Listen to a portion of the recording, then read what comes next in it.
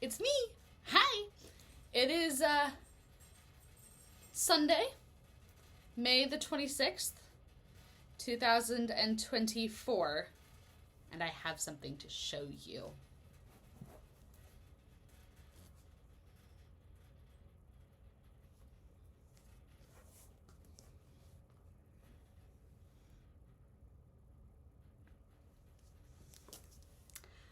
$107,491 words. I didn't quite hit 110. I wasn't sure if I was going to, because honestly in the last update after I hit that 100, I figured I only had another 10,000 words to go with the 3 events that I had to write. One of them being the climax, which I will admit, it could use a little bit of editing. The whole book could, really, if I'm being honest. But that's what editors are for, right? That's what beta readers are for, and editors are for. That's what publishers are for, is to go back through and tell me where I need to beef things up and where I need to cut things back. And I know the word count will change, but the manuscript, the draft, the product that will go to the publishers for the publishers to decide if they want it is done. It's complete. It's finished. It ended up being 48 chapters. I was 2 chapters shy of 50. I was aiming for the 50, but if I'm being realistic, when I broke it up the way I thought I would break it up for the last events, for the climax, the downfall, for all of that, what was my downfall kind of ended up just being 1 chapter. It was these little pieces that needed to conclude for the first story to feel like it was in a good spot to stop. And the main plot line actually ends at chapter 45. And then hi Ace, you want to celebrate too? So the main story, the dominant plot with Eaton and Valens and Zephyr and Cyprin and Jevin, that main plot ends at chapter 45, and the book actually ends in chapter 48 with the secondary plot with Hezekiah, High Prince Hezekiah Stormfast. So, and that ends on a cliffhanger. You have to just be ready for book 2, I guess. So it's done. It's finished. And it feels really weird. I looked back and I found the very first draft of this novel, the very first time I had ever worked in this world with these characters. At that time, Valens was Nathaniel Batson, and he had 2 daughters instead of a son. And it took place in our world in like the 21st century. It's amazing how much this story changed. It is amazing how I went from writing a story in our world with dragons undercover to creating my own world and writing a story where the first character I ever used for this story is no longer even the main character, and where the protagonist of the first story that I ever wrote, the first draft of this that ever existed, the first document in my files that was called No Place Like Tomorrow, the very, very first one, the character who was the protagonist in that one, he's the bad guy now. So the story has changed a lot, suffice it to say. Like I said, 2015 was the first time I could ever find record of a document with this name in my files. So it feels really weird to be done. It feels really weird that at the first of this month, this story was less than 50,000 words. I posted for the first time about this story when it hit 50,000 words, which was May 8th. It's May 26th. I've written almost 60,000 words in less than a month to complete this story.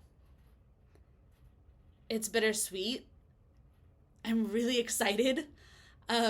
I gotta start writing query letters and start looking for agents and publishers and seeing if anybody even wants it. But it's done. It is a whole novel. It is complete. It is No Place Like Tomorrow. And now I'm going to open No Hope for Yesterday and start that one, because that's book 2. And the third one is No Cure for Today. So I've got it plotted. I'm looking at my Canva whiteboard, and I do have the next ones. I mean, they're not filled in, but the plot line is there with a couple of key plot points on it, a couple of things that have shifted and changed since I reached completion in this one. But yeah, guys, it's done. It's done. And hopefully it's going to get its little wings and fly.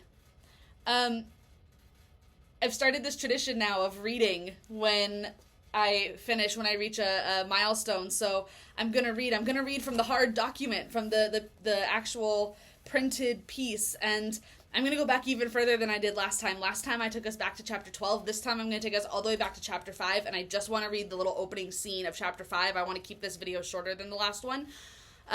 Chapter 5, I appropriately called Savior. Yes, all my chapters have titles. They're all like chapter 5, Savior, chapter 10. They've all got their titles. And that will be in the table of contents. I will fight for that. So, I just want to read from the first little bit of chapter 5. Chapter 5 is all the way back to page 50. Those of you who are wondering, this book ends on page 289. And that is in 8.5 by 11 times New Roman size 12 font, 1.5 spaced. It's just shy of 300 pages. I've used a lot of paper and a lot of ink. I'm sorry to the trees. It's a worthy cause. Okay, let me read this. This is from chapter 5. This is Savior.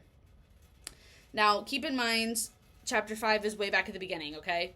Eaton and Valens are not bonded yet. They've just met each other. This is before Zephyr. So it's just Eaton and Valens. They've teamed up. They've partnered up to travel to run from the Hunters. But they're still kind of getting to know each other. They're in the new stages of their friendship, relationship, whatever it is. Okay, chapter 5. Valens paced circles around the room he and Eaton had rented for the night at the Silver Dragon Inn. There were 2 beds in the room, and Eaton sat perched on the one furthest from the door, carefully itemizing and packing the new supplies they had purchased with the Hunter's gold. They had only spent about 50 of the small, dense coins, so the rest were in a new coin pouch at Eaton's knee. Valens mumbled about the Hunters and their killing spree under his breath as Eaton packed, pausing only to peer out the single window in the room. It looked out over the market square, where the Hunters were directing a few of the townspeople to build a large ranged platform, evidently for the coming execution. "We have to save that dragon," Valens said suddenly. He turned to face Eaton. "We have to find out where the people are keeping them and get them safely out of here." "And how do you propose we do that?" Eaton paused in his packing, glancing up at Valens. "I'm with you. I think we should rescue them, but I don't know how we do that without drawing undue attention to ourselves and adding our own necks to the chopping block." Valens snorted. "I would like to see the Hunters try." "They would try. You saw what the metal did to the scale, what it did to your shield and to you when you got hit with those arrows. That was only 2 days ago, and you want to go up against these guys again? When did I become the rational one?" "We will be prepared this time." Eaton sighs. "We can't do anything tonight, Valens. We don't know where the dragon is being held, and I'm sure they have guards set anyway. Let's just get some sleep tonight and revisit this in the morning." Valens sat heavily on the other bed in the room, folding his arms across his chest. "You sleep. I am going to come up with a plan. Just don't get yourself killed." I would keep reading, but I don't want the video to get super long. And chapter 5 is quite long, so I can't read all of it. I mean, it's a lot of pages.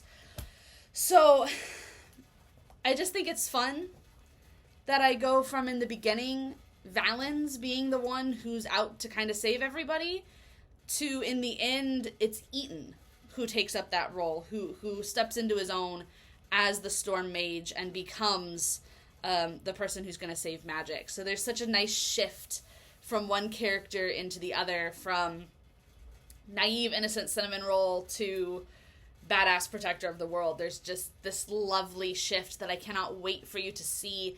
I cannot wait to share it, for you to see it in its entirety, in all 48 chapters, in all 107,000 words that exist. I'm excited. I'm terrified.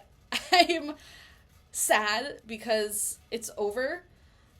But then I've got 2 more to write. So I guess there's no reason to be sad because it's not really over, right? I've got 2 more. But anyway, I wanted to share.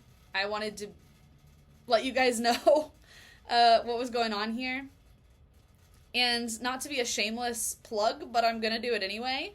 If you follow me on Facebook, if you want a No Place Like Tomorrow t-shirt, I designed one and I'm selling it on Etsy. So if you want a shirt, it says where there's no place like tomorrow. So you can buy one if you want one. You don't have to. Don't go get one just because. But if you want a shirt and it's got my little dragon on it, if you want one, go buy one. If you don't want one, don't go buy one.